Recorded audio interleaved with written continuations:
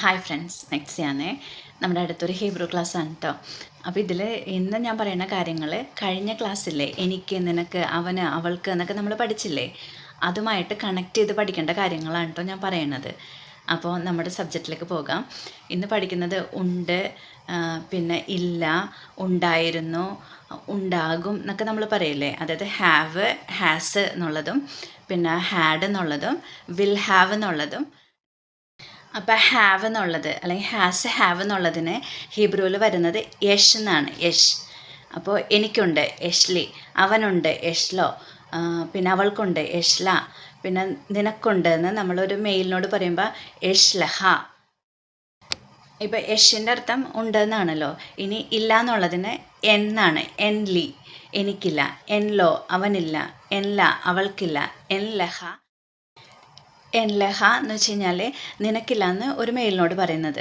അപ്പോൾ ഈ വാക്കുകളില്ലേ, എനിക്ക്, നിനക്ക്, അതിൻ്റെ കൂടെ എൻ കൂട്ടിയിട്ട് എൻ ആദ്യം പറയാം. അത് കഴിഞ്ഞാൽ വാക്കുകൾ പറഞ്ഞാൽ എന്താണ്, നിനക്കില്ല, എനിക്കില്ല, അവനില്ല, അവൾക്കില്ല എന്നുള്ളതിൻ്റെ മീനിങ്ങാണ് വരുന്നത്. അപ്പോൾ യഷ് എന്നുള്ളത് ഉണ്ടെന്നും എൻ എന്ന് പറയുന്നത് ഇല്ല എന്നുമാണ് അർത്ഥം വരുന്നത്. പിന്നെ അടുത്ത വാക്ക് ഉണ്ടായിരുന്നു എന്നുള്ളത്, ഹാഡ് എന്നുള്ളതിൻ്റെ ഉണ്ടായിരുന്നു. അപ്പോൾ അയ, HAYA ആണ്, ഹയ എന്നാണ്. അത് അയ, നമ്മളൊരു സ്ലാങ്ങിൽ അങ്ങനെ പറയുമ്പോൾ അയ എന്ന് പറഞ്ഞാലും കുഴപ്പമില്ല. അപ്പോൾ ഉണ്ടായിരുന്നു. അയാലി, അയാലോ, അയാലഹ്, അയാലഹ എന്ന് പറഞ്ഞിട്ട് നമുക്ക് പറയാം. നിനക്കുണ്ടായിരുന്നു, അവനുണ്ടായിരുന്നു, അവൾക്കുണ്ടായിരുന്നു എന്നുള്ളത് അങ്ങനെ പറയാം. പിന്നെ ഉണ്ടായിരുന്നില്ല എന്നുള്ളതാണെങ്കിൽ ലോ അയാലി, എനിക്കുണ്ടായിരുന്നില്ല. ലോ അയാലാഹ്, നിനക്കുണ്ടായിരുന്നില്ല എന്നൊരു സ്ത്രീയോട് പറയുന്നത്. പിന്നെ ലോ അയാൾ, ലോ എന്ന് വെച്ച് കഴിഞ്ഞാൽ അവനുണ്ടായിരുന്നില്ല. ലോ ആദ്യം വരുന്നു, അപ്പോൾ അത് നെഗറ്റീവ് സെൻറ്റൻസായി.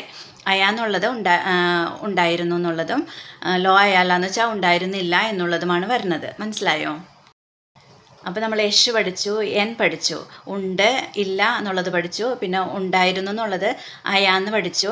ഉണ്ടായിരുന്നില്ല എന്നുള്ളത് ലോ അയ എന്ന് പഠിച്ചു. ലോ അയാലി, ലോ അയാളോ എന്നൊക്കെ പറഞ്ഞിട്ട് ഇതൊക്കെ നമ്മൾക്ക് സെൻറ്റൻസ് മേക്കിങ്ങിൽ ഉപകാരപ്പെടുന്ന കാര്യങ്ങളാണ്. ഇത് പഠിക്കണം.